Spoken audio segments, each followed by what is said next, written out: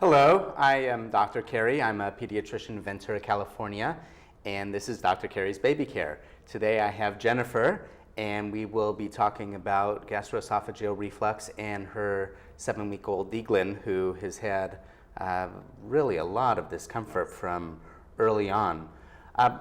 7 weeks old now, correct? Yes, he's 7 weeks old. Oh my, and it goes fast, doesn't it? Yes, very. But he was really in discomfort from an early age. From the very beginning. Tell me about this. Just in the hospital, even when he came out, we had issues.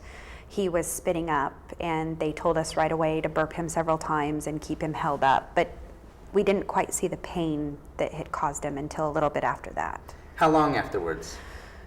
Probably about a week old. We started noticing things just weren't right, and started making changes, and we're kind of moving to maybe just colicky issues. Thinking, but more and more started happening, and it started to realize things. Was he breastfed or bottle fed at this point? Both. Both? Yes. And did it matter whether it was breastfeeding or bottle feeding that made a difference? There was no change if there was breastfeeding or bottle feeding, because that was one thing that I was looking at.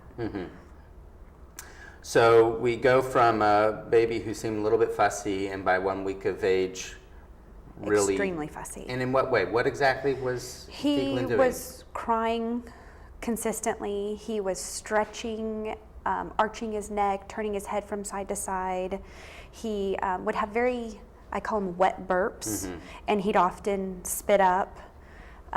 Soon formula or breast milk would start dripping out of his nose. While feeding him, it would come out then. It would come out an hour later, 2 hours later. Right.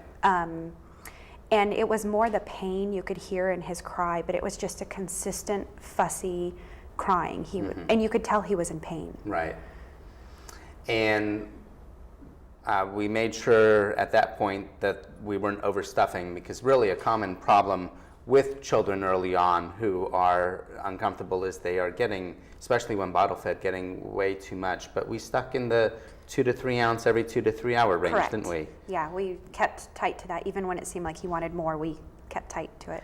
Was he more pain in the daytime or nighttime or when sleeping, or? It seemed like more in the evening and during the night. But it was consistent throughout the day, but it seemed worse in the evenings, especially about 6 to 7 o'clock at night. It got worse, and then all through the night. And I don't know if he just wore himself out at that point, but it was definitely worse in the evenings in the middle of the night. So now we come to the pediatrician because you're pulling out your hair. Prior to that, did you try switching formulas or doing anything? Tried switching formulas. We changed 3 different formulas, all Infamils. Okay. But we also changed from the powder to the liquid. Now, to relieve the pain, we started Deaglin on an H2 blocker that helps reduce the acid in the stomach to hopefully reduce the amount of pain from any reflux or spitting up that he may be having. How did that work at first? At first it helped slightly. We could see a change. It wasn't what we were hoping for. He was still having pain. He was still doing the stretching of the neck and the screaming, although the screams weren't quite as shrill. He was better, but he still wasn't great. But it did make a little bit of a difference, and we could see his personality starting to come out more because he wasn't in pain as much. Right. But we were waiting that week because it takes about a week to get in, and it didn't really change. It just kind of stayed that slightly better. And then at 1 week, it just stopped. Right. And we kept going with the medicine, but it was like we weren't giving him anything. And so we called the doctor right away. And then next, they did a study. Yes. And my understanding is we did the upper GI. We were sent in for an upper GI. And again, that's a test in which some type of contrast material is swallowed. And how did they do that? What was it like at the radiology place? It was actually really simple. We were a little nervous about it.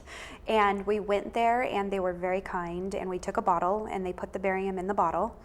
And they prefer the fathers or not the mother to go in with the baby because of the radiation. Okay. So forewarning. So Dad will be fine. Dad went in with Mm-hmm. Dieglin, and they actually had him not feed him it until they had everything set.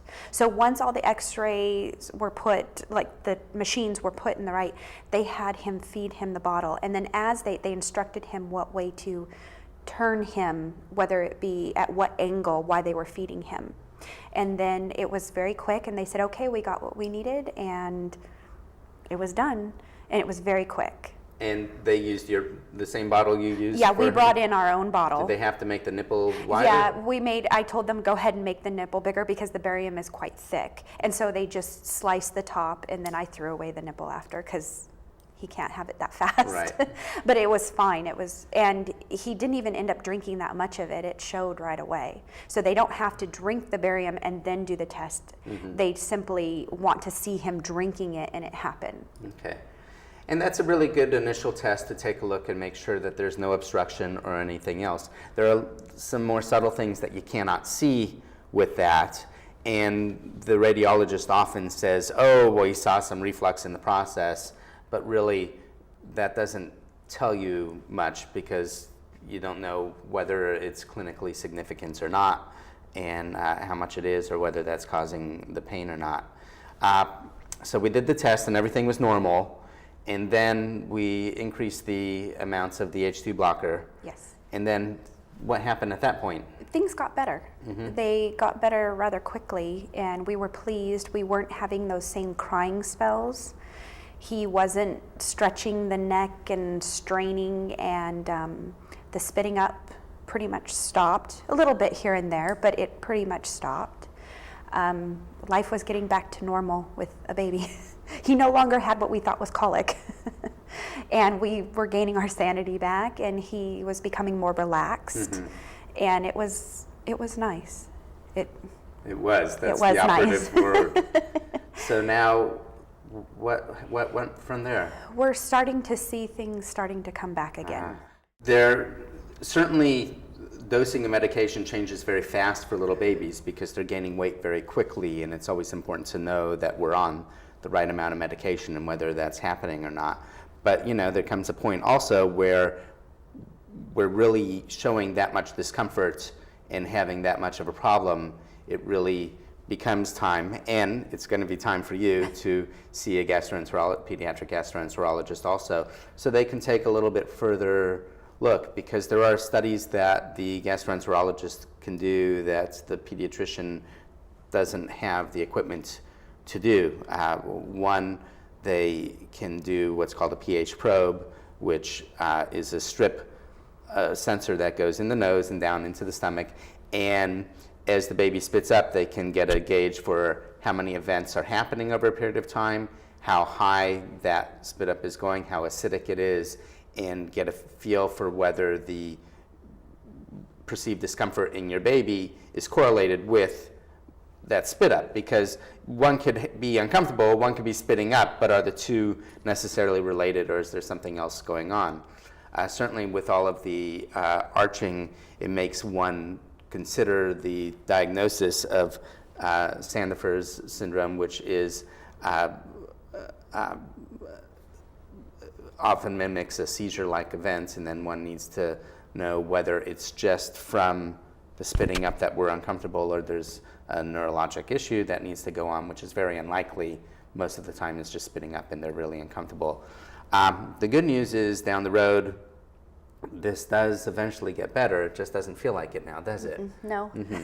No. Because part of the problem is that the muscles over the diaphragm are very weak, and we tend to spit up because of that as infants. But by a year of age, those muscles start to tighten up, and once those muscles tighten up, food is less likely to come out. And about 90% of children by 1 year of age this completely resolves. There's always a handful who linger on till about 1.5 to 2 years of age, but even in most instances, they finally get better. But I've stopped telling parents, oh, at 1 year it will be gone, because there's, 1 out of 10 is going to prove me wrong every single time, and we'll go from there. So that's our story at this point. We have a child who's uncomfortable, started to get better with medications, moved a little bit backwards, upped the dose, got better again, starting to move backwards, and really there comes a point where a specialist needs to take a look, and we need to go from there.